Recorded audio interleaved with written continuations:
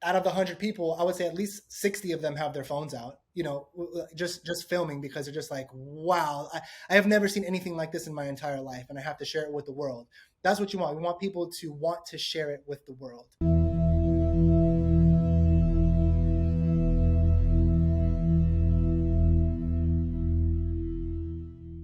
Are you still in Miami? And if so, like, are the team that you're working with, you mentioned, people that you were talking with and discussing, even the last episode with, are those people physically in your world, or are they remote? What does that look like with the people that you surround yourself with? So out of the core team, it's about 9 people.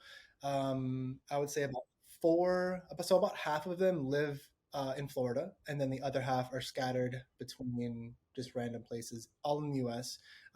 So we've met everybody on the team I've known for at least, I would say, 10, 12 years.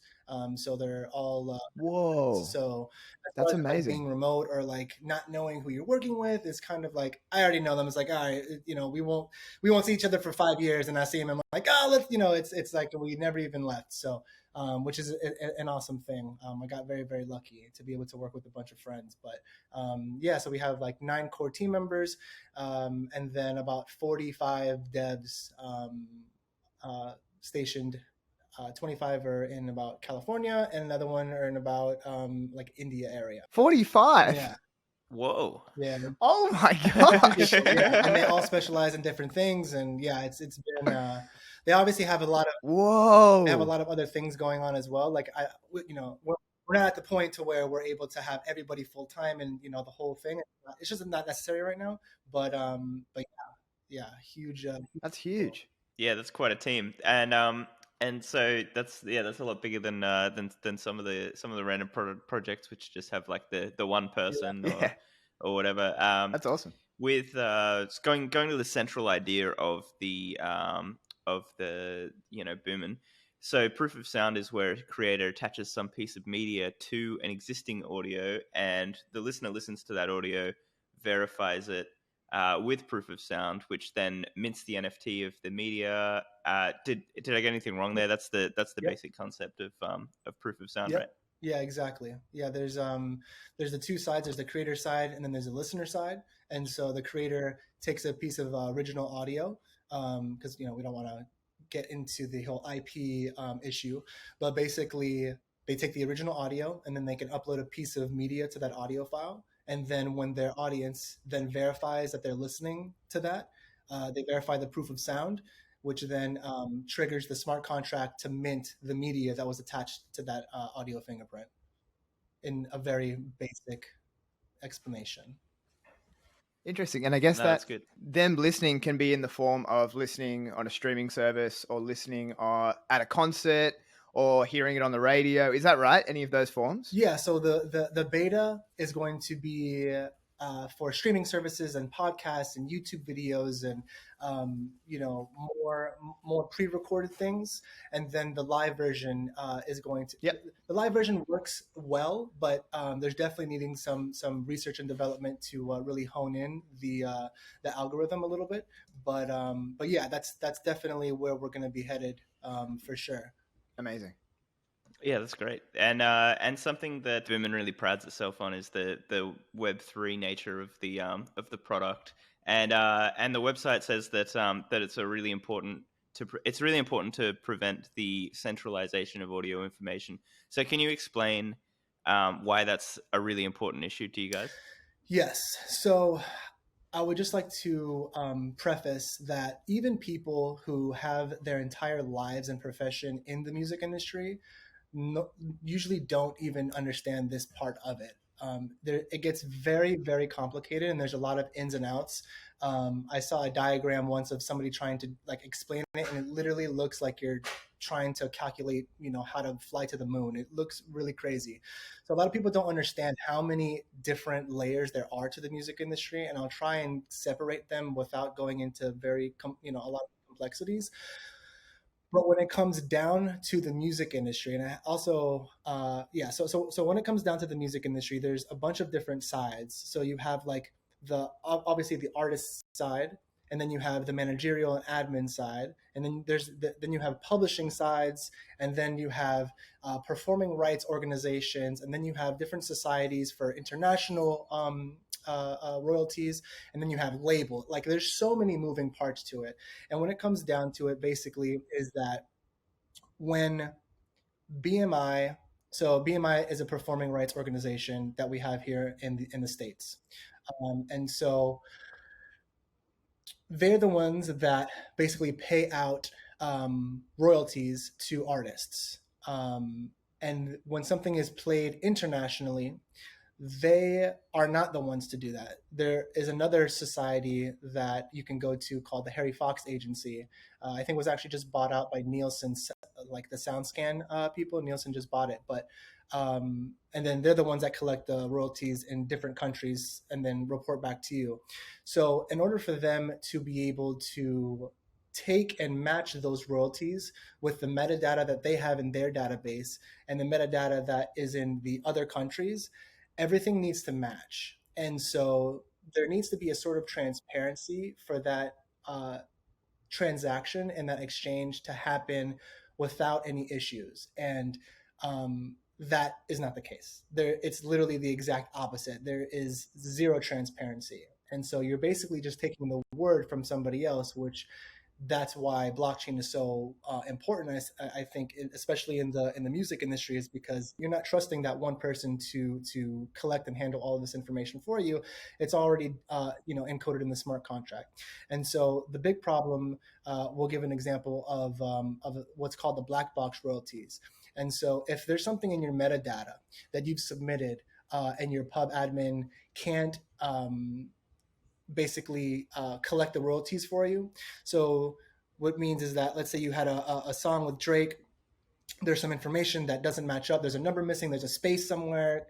Also, might I add that the language and the way that the databases are organized for these performing rights organizations is extremely outdated, and they will not change. So we're talking about very slow, lethargic, one small space in between a code can just mess up the entire thing. So like, even though you submit all your information, things can get lost or things can get misplaced or misspelt, so you won't receive these royalties. So even though you do everything and your management handles everything exactly how it's supposed to be, you can still lose your royalties and you won't even know. So they say you've generated let's say $10 million in royalties. That's a lot of money. Let's say $10 million in royalties. That's what they say. But really you have $25 million in royalties, but there's only the other 15 million haven't been verified, right? Yeah.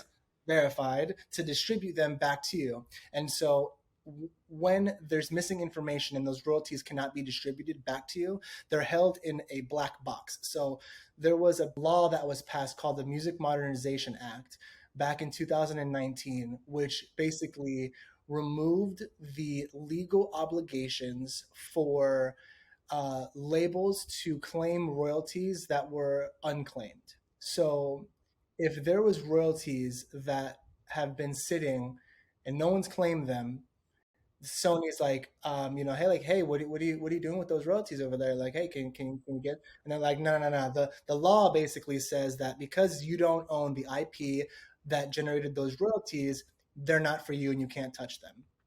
So everybody thought that this whole Music Modernization Act was going to be a great thing because it was going to raise the royalty streaming, the price per stream. Like, we're going to get paid more, artists are going to make more money. But what they didn't understand is that within that act, there was a clause that basically allowed labels and publishing admin companies to claim royalties based off of market share percentage of their catalog if no one claims those royalties within 18 months. So before, you would just collect royalties and then you'd eventually get them after you've realized that you have to like go through this hoop and call these people and threaten these people and then they'll pay you. But now if you don't get them, basically if you don't use them, you lose them. And so let's say out of, let's say there's $1 billion in unclaimed royalties over the past 18 months. Sony has 25% market share of the whole market of their catalog that's generating royalties. If those black box royalties are not distributed, then they go back to the people who maintain those market shares through their catalog. So Sony will get $250 million in royalties off of royalties that they don't own. And so there's actually stealing from the artists. And so you can't even go back and claim them now, because if it's after a certain amount of time, they don't exist anymore. And so that is a very, very, very big problem. And the metadata and data control when it comes to a trustless system and interaction between entities, blockchain will revolutionize the music industry, and that's why it's very important. We are trying to be the front runner for that. Obviously, there's a lot of people doing that, but we're definitely trying to help facilitate that transition. And there's a lot of people that don't want to see it, because obviously it's in their favor as well. So we're trying to definitely work together in this new paradigm shift of data control. And it's really, really bad in the music industry. So obviously it was so bad in the banking industry. That's why that bubble popped in back in 2008. Because people were essentially lying about how much money they were going to be making, and then defaulting on a bunch of loans when it comes to the mortgages, causing a bunch of domino effects to happen. That's why Bitcoin was created, to create that trustless system. And so it's going to start seeping into every different industry. So we won't have to trust other people. It's just going to be written in the contract. But it's very important for the music industry to be able to take this and facilitate a happy, open, communicative, trusting, comfortable environment to move forward. Wow. That's such a great deep dive Yeah. into how the complexities of the music industries work. Because I had no idea that it was this whole big pool of capital that was just sitting there, and then Sony's like, "Yep, I'll grab that." Yeah. That's so fascinating. It's crazy. You've blown it up. That's cool. I'd say my first assessment is that if we look at DeFi, for example, in that situation in the traditional finance world, I think maybe some people might call it CFI. We see, you've alluded to it there as well. You mentioned it, where that's another instance where there's a whole bunch of incumbent firms who have been there for a long time, and there's a lot of jargon. There's a lot of confusing systems, outdated systems, and a lot of things that are in place that favor the people who understand how it works and create a very significant asymmetry of knowledge and information for anyone who hasn't been in the industry for a long time. And as you're saying there, that exists in the same way in the music industry. And it's very interesting, and it's ripe for disruption, as you're saying. But it's very complicated, and you kind of need to whittle your way in there, understand how it works, to be able to actually make a difference. And so it sounds like you've begun that journey, and so props to you for doing it. Maybe on a simple level, I agree with what you're saying. I've always thought, let's take a simple example. On say Spotify or anything like that. In the end, we're trusting that Spotify's streaming numbers are correct, or we're trusting that Apple Music's streaming numbers are correct on a particular song and a particular artist. I have no way of verifying that whether or not those are correct. And so even me as the artist, I'm looking at their dashboards. I'm looking at all of those things. It's all data that they've created. And so is there a world where something like Boomn could be linked onto these platforms, and it's literally verified? It's almost sitting there in the background, and it's it's a third party, or it's a decentralized party that doesn't have a stake in the number of streams necessarily, and it verifies to the world, if you want it, that yes, that number of streams is correct because it's been sitting there, and for lack of a better word, it's heard that number of streams, as opposed to Spotify is just telling us that number of streams. Is that a concept? It is, but it's very hard to implement on a bunch of because why would they levels. want that? Exactly. That's the first thing. Even if they did, then you come to a crossroad of people farming streams. So yes, streams that's a good concept. Are people who are listening, but they're not really listening. Smart. So does it count as a stream? if a tree falls in the forest, does anybody hear it? Does it make a sound? You know, like who is to say how long someone needs to listen to something for it to count as a stream? Is it a stream? Where is it coming from? You know, there's a bunch of and Spotify is definitely going through it as far as like, you know, going through trying to prove that, and taking away streams that they've deemed not a stream because they've linked to enough information to come back to say that whatever's coming from these device IDs are false, because these device IDs are actually just a bunch of people, a bunch of phones sitting in a room somewhere, you know, pressing play. I've seen viral videos of people in, you know, third world countries with thousands of phones, you know, going through clicking things, trying to create different, you know, affiliate link marketing, generations of revenue streams. And that's what you're referring to as stream farming there, right?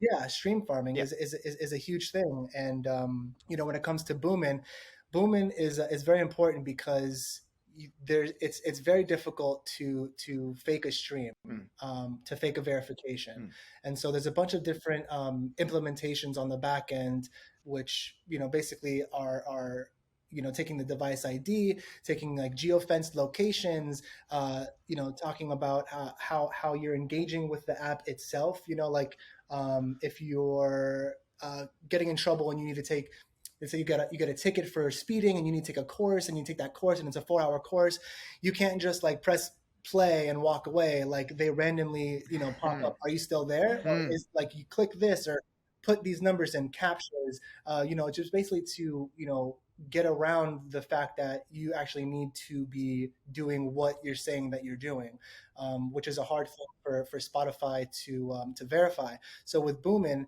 the amount of information that is used, you know, there needs to be an actual person using the device. There are implementations such as all these things like captures and you know, the adding the numbers up and different pictures to make sure that you are a real person. But to do that for every single stream is just an impossibility. It's not something that can actually happen. But if you're able to utilize that in a way where you can attach a certain hash to that and then use the different numbers of hashes related to streams on NFT collections for, let's say, for streaming when it comes to music, then you start reaching a point where you might be able to actually guarantee that. And obviously nothing is guaranteed. So, you know, 99.99%, but, you know, I wouldn't even want to be implemented into any of the platforms, only because again, you're basing it off of trusting them and that they're actually going to be doing it correctly. And so that's something that, you know, we can definitely, you know, revisit once, you know, the network has grown and like it's, you know, very very big and secure. But you know, as of right now, it's, you know, I don't see that on the cards. Yeah, no, that's cool. It's such an interesting thing that like there's so many, because you don't really think about how many views are fake or how many YouTube views or how many Instagram likes or anything like that. But then there's obviously those huge back rooms where everyone's pressing like on a on Yeah, a photo they're or definitely a stream. I mean, a they are YouTube listening video. to it as long as, you know, as well as 5,000 other sounds that are happening, but they are listening to it. So, you know, it's like, Yeah, for sure. Yep. So the monopoly on music essentially is what I refer to as the centralization, the Spotify's and your Sony's and everything like that. And they typically don't help much with the struggling artist mentality. We had a guy on the other day who made a song, and he was explaining how he co-wrote a song with another guy, and they basically got 18% of the ownership of that song together, and so basically they're splitting that 18%. Do you think it's, and he was a brand new artist as well. He was only making you know he only had a couple of thousand streams so far, and he got this deal which kind of just stuffed up the rest of his royalty making ability. Do you think it's possible for a creator to have that genuine level of success without the production, the distribution channels, the marketing support of the label? Or do you think that artists can be just as good while also owning a much larger portion of their own music income? I think that the labels and the machine that they've created is not necessary anymore. I also feel that way about college. I don't necessarily think that college is something that, you know, we need to do like how they used to do back in the day. If you don't go to college, you're not going to get a degree, you're not going to be successful. And then now you have YouTube and the internet, you can learn anything about anything. And unless you want to become like an engineer or a doctor, attorney, something like that, then obviously school, you know, university is very important. So in the same respect, if you're trying to you know, be in front of 500 million people every month and you want to not be able to walk out of your house because your face is plastered everywhere, then yes, a label is what you want. But I think, and maybe I'm just talking for myself, but I would say that most and the majority of the artists just want to be able to make a living just doing music. They don't really care about if they're famous or not. And then obviously some people are the complete opposite. They just want to be famous and don't care about the money. So it's like, I think most people just want Or to be able both. to make a living. They want to pay their bills, help their family out, buy a house. And I think that you don't need a label for that.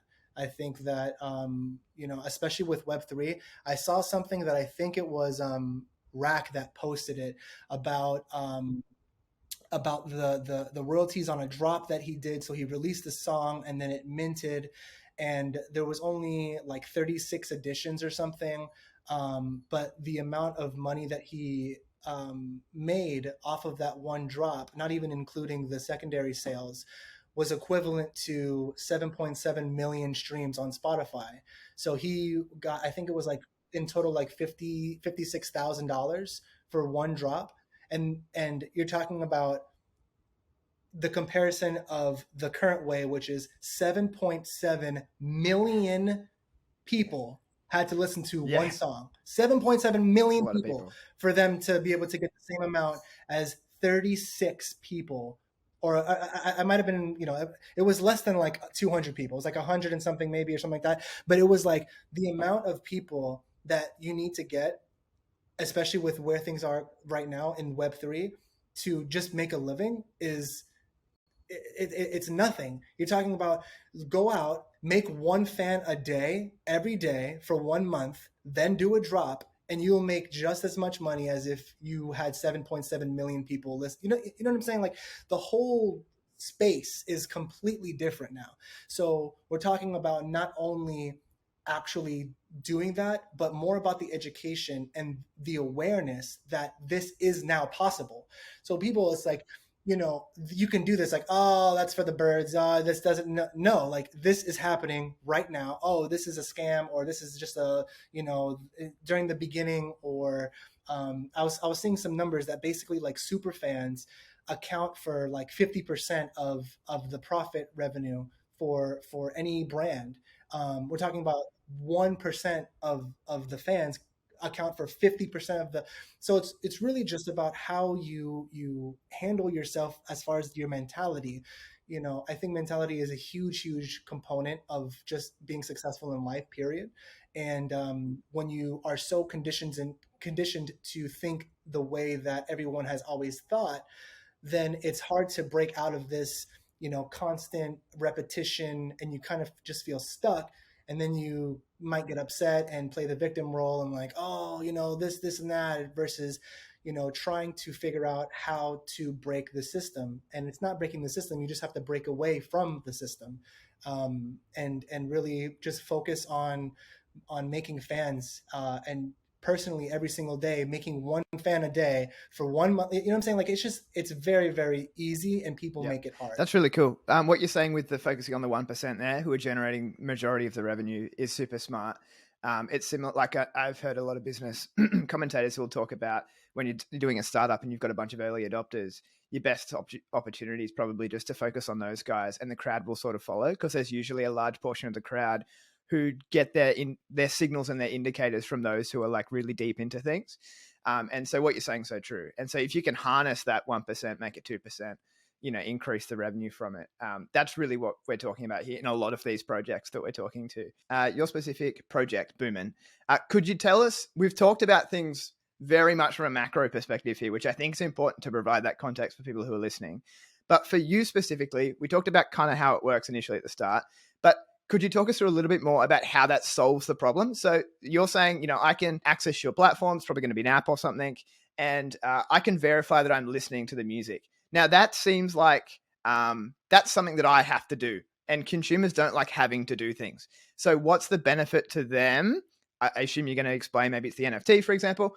And if that's the case, so if they're going to do that, what's the benefit just more simply for the artist to jump on? And again, the artist is going to have to go on there, set up the NFT and stuff.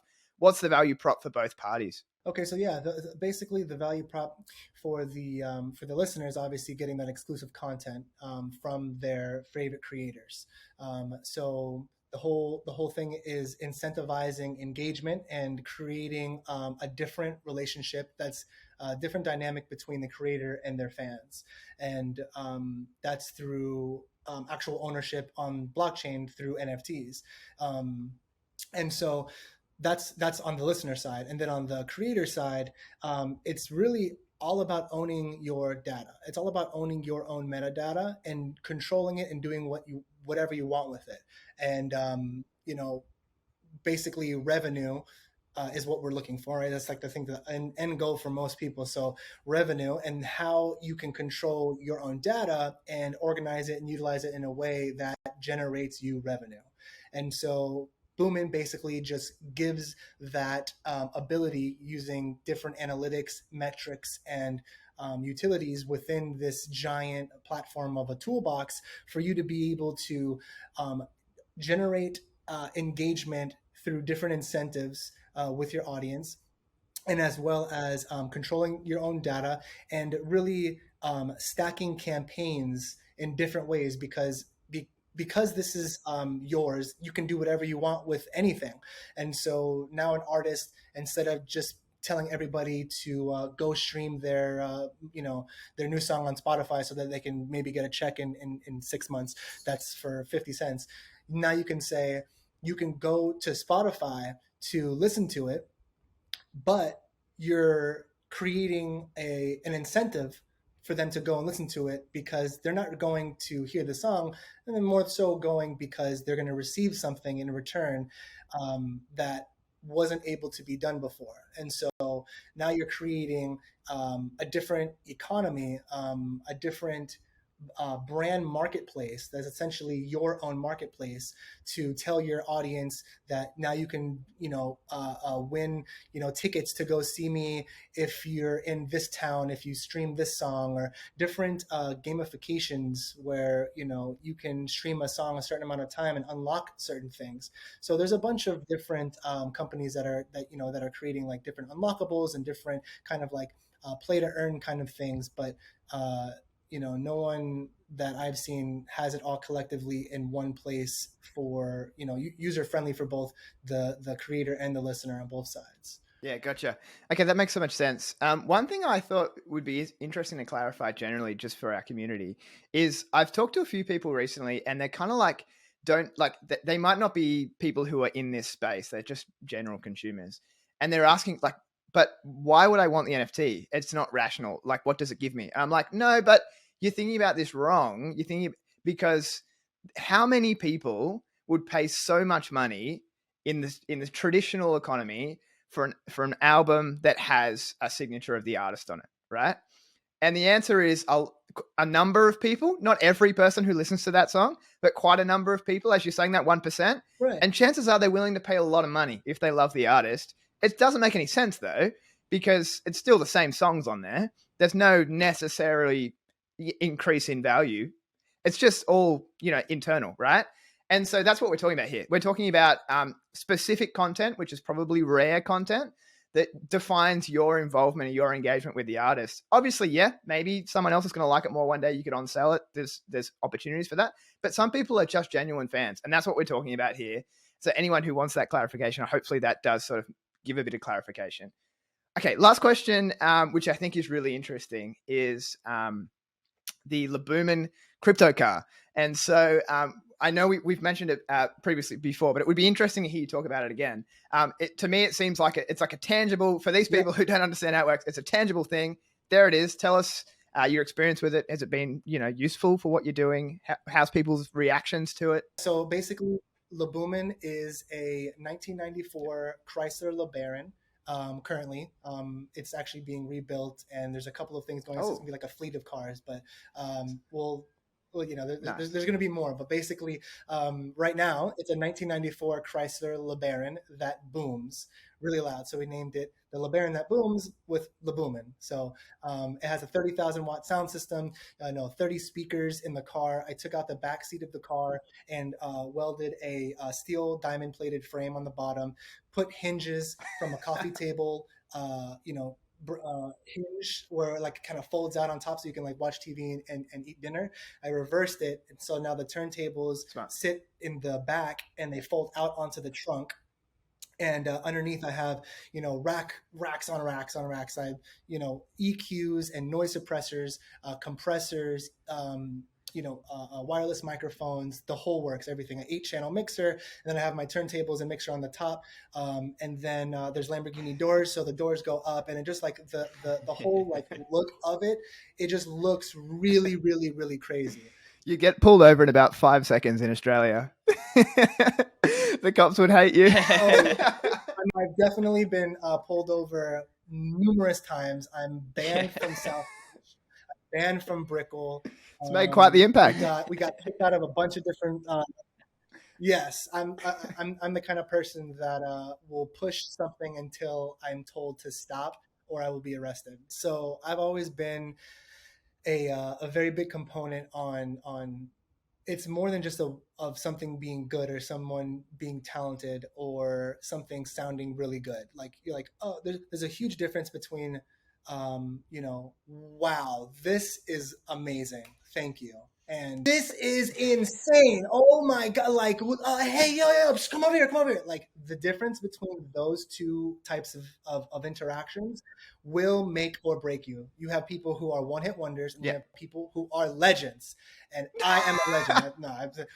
Clip that, done. No, but I think my mentality make an NFT. No. The way that I think is really is the wow factor. It's you being so blown away by what you heard or what you're experiencing that you want to tell the entire world.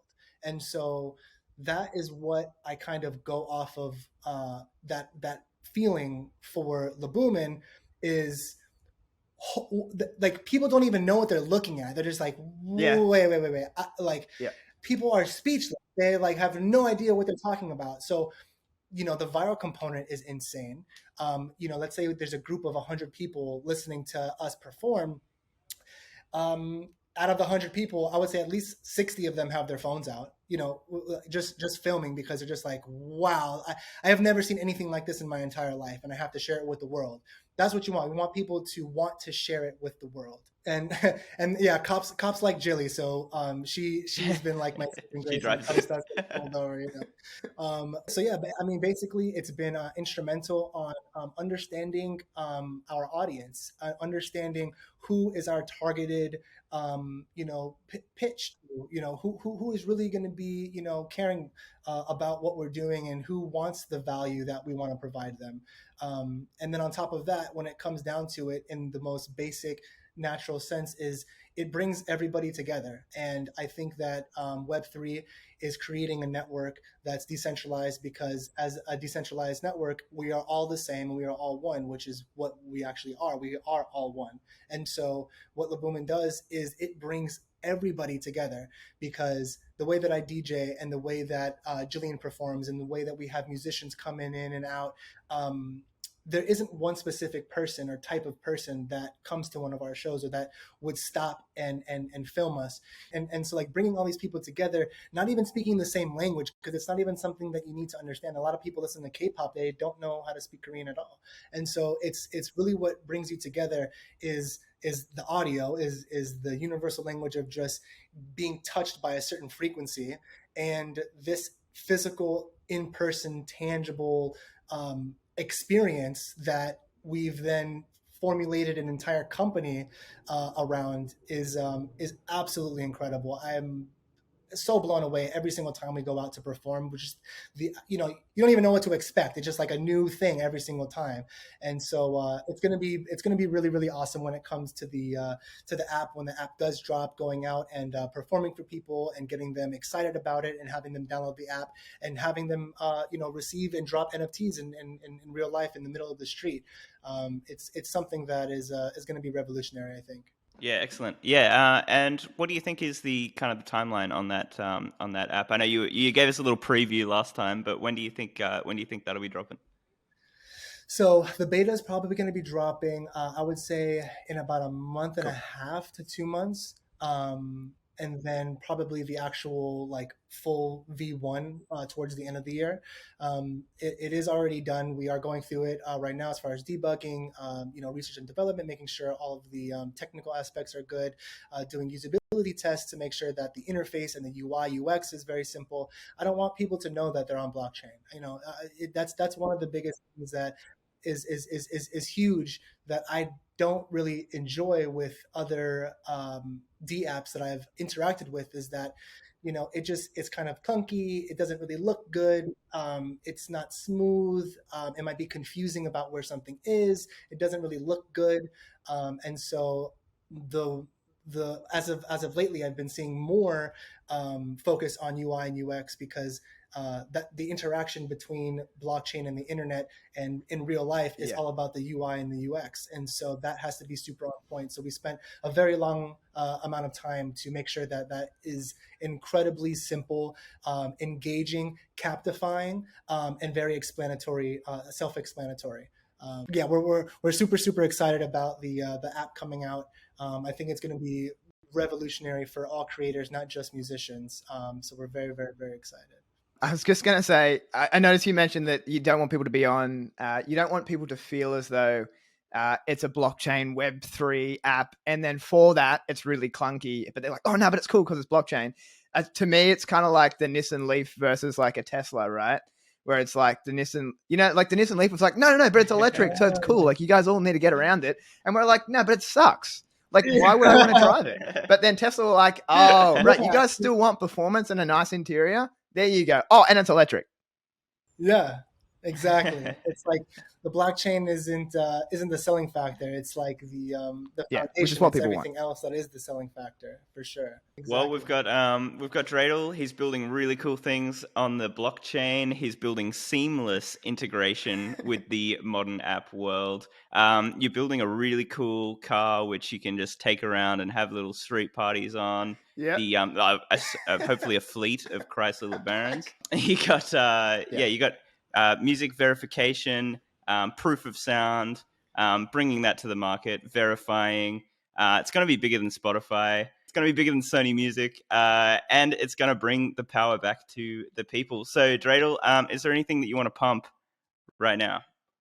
I would definitely say for everybody listening, definitely go to the website, sign up for the wait list, because it's not going to be, when it is publicly released, the audio wallet, it's not going to be publicly open for everyone to go and interact with it. So you are going to have to have an invite code, which will be a founding NFT. And so you guys definitely need to sign up to it in order to access it. And, I would just say definitely check us out. We're going to be starting to implement more community and more conversation when it comes to having Twitter spaces and having AMAs regarding the whole thing. So we did put our Twitter on private.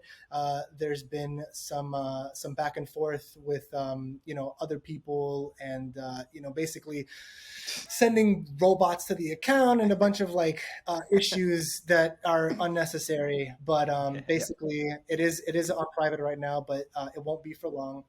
So definitely check us out on Twitter, and then check out our Discord. We're going to be definitely doing a lot more. I know there's going to be a lot of questions coming around everything. So definitely check out the website, go through it all. We're also going to be releasing in a couple of weeks the the whole like smart. basically help an FAQ section that's going to kind of go in, because the app is now done. So now we can kind of, screenshot it. How do I do this? Or where do I find that? Or kind of like just going through very, very simple things. So definitely be on the lookout for that. But yeah, just definitely stay in the loop. Oh, well, definitely the most enthusiastic tech founder we've had so far. And it's always great. And probably one of the smartest. That's Dude. always passionate great. about Like, some stuff. Exactly. Some stuff. There's a lot. I think that you have to understand the machine in order to build a machine. So in order to build a boat engine, you need to take apart a boat engine to see how they work. You can't just be like, I like boats, I'm gonna change the industry. Dang it. A lot of people that I've seen, they're like, I love music, or I have the connections to do it, and I'm going to change it. I'm like, well, I ask them one question, and the answer they give me, I'm like, this guy has no idea what he's talking about. He's going to be in for a very, very rude awakening. So there's a lot of people out there that have companies, and more support to them. I support everybody looking and trying to chase their dreams and their passions. But there's going to be a lot of rude awakenings when it comes to the music industry, because there's a lot of things that people don't understand and they don't know about. And there's one thing of understanding it and then going on your journey. But when you're understanding as you're going on your journey, the learning experience can beat you up a little bit. So I would just say for any founders out there, definitely keep your head high. If you have any questions, definitely reach out to me. I'm an open book. And to everybody else that are listeners that aren't founders, definitely be very wary about the DAOs that you join. Definitely check for audits and make sure smart contracts are up to par. And don't trust anybody. That's it. On that note. No, thank you so much. Thank you, guys.